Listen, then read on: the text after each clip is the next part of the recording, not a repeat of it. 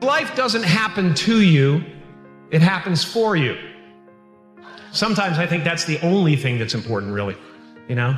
It's just letting each other know we're here, reminding each other that we're part of a larger self. You are the vanguard of knowledge and consciousness, a new wave in a vast ocean of possibilities.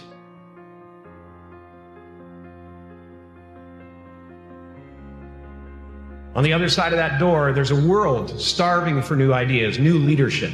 I've been out there for 30 years. It can be rough out there, but that's okay.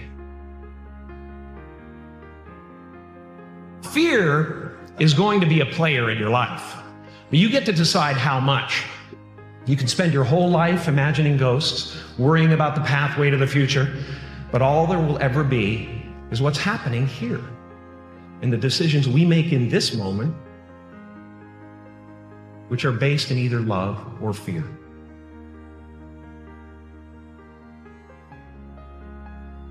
So many of us choose our path out of fear disguised as practicality. What we really want seems impossibly out of reach and ridiculous to expect, so we never dare to ask the universe for it. I'm saying, I'm the proof that you can ask the universe for it.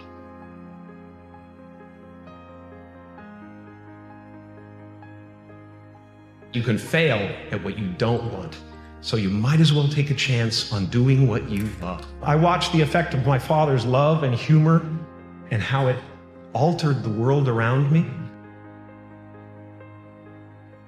And I thought, that's something to do. That's something worth my time.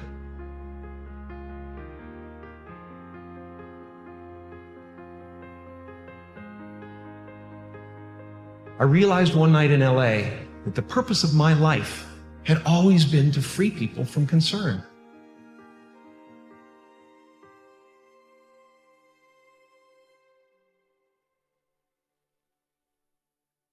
How will you serve the world? What do they need that your talent can provide? That's all you have to figure out. The effect you have on others is the most valuable currency there is. Don't let anything stand in the way of the light that shines through this form. Risk being seen in all of your glory. I've often said that I wished people could realize all their dreams in wealth and fame, and so that they could see that it's not where you're going to find your sense of completion.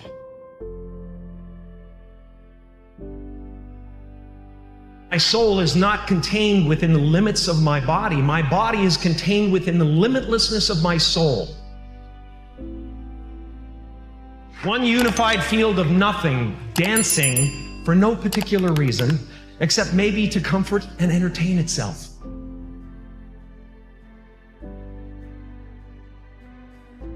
The imagination is always manufacturing scenarios, both good and bad, and the ego tries to keep you trapped in the multiplex of the mind.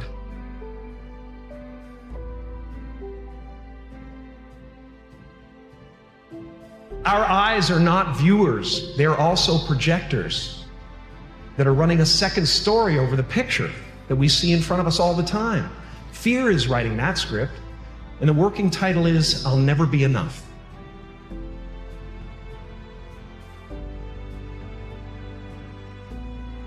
No matter what you gain, ego will not let you rest.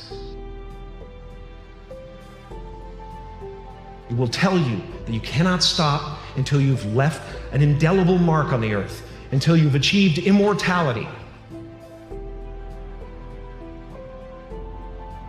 Relax and dream up a good life. It's just about letting the universe know what you want and working toward it while letting go of how it comes to pass.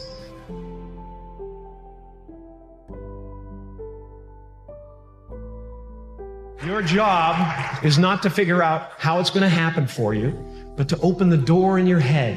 And when the door opens in real life, just walk through it.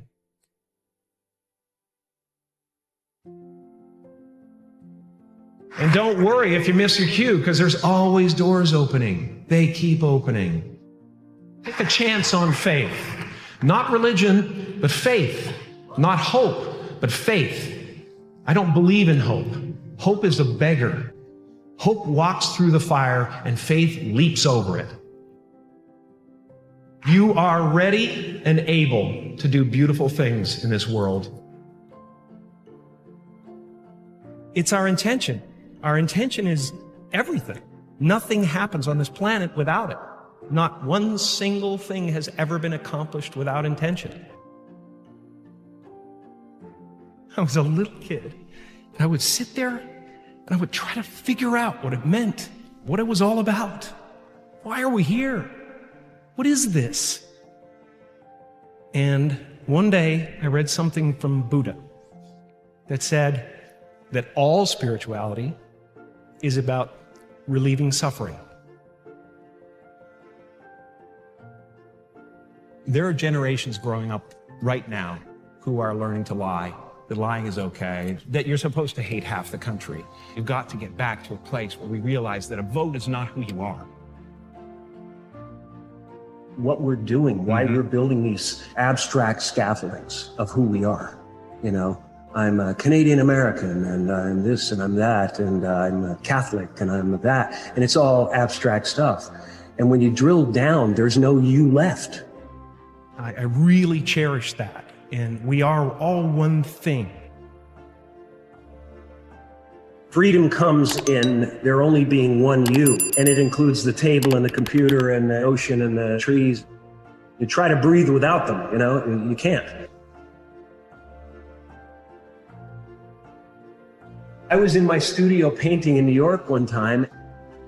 I took a walk for a couple of blocks and I found this wonderful little park where these guys were playing soccer. Watched these guys play soccer. I watched this guy chasing the ball.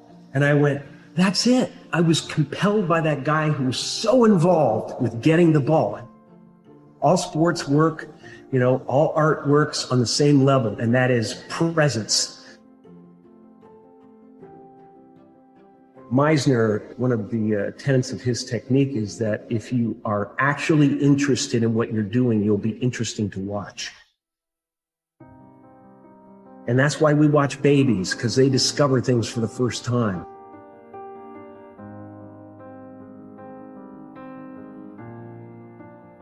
No one gets through this life. It's too challenging and there's too much stuff coming at us. We don't have the bandwidth to handle it. We have to find ways to escape it. We have to turn the gadgets off. We have to find moments in nature. Meditation is helpful, really helpful.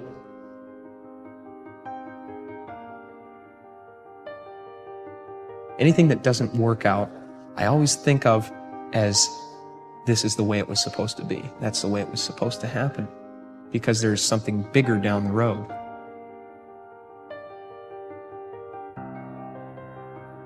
I'm finding that people are, for the most part, accepting of another kind of way of looking at things, or letting go of character.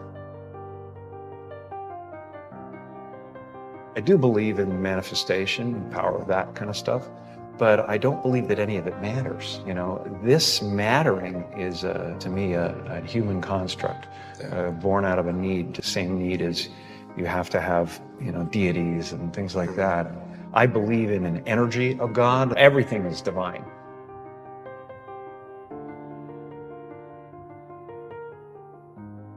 It's been a part of the evolution of ego, is to spend your first half of your life acquiring and adding, thinking you can add to yourself.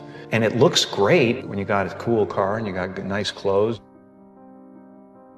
and you've done something that people admire, but it can never fulfill you. You can never be happy. You know what I mean? It's not where happiness comes from.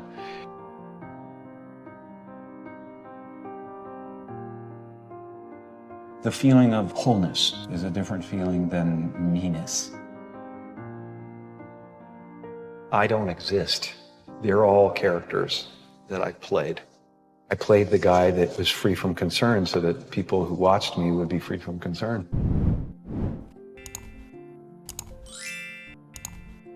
I'm not trying to tell the people how to live their lives. I'm just having fun, trying to transmit that to the audience and trying to get people to feel that.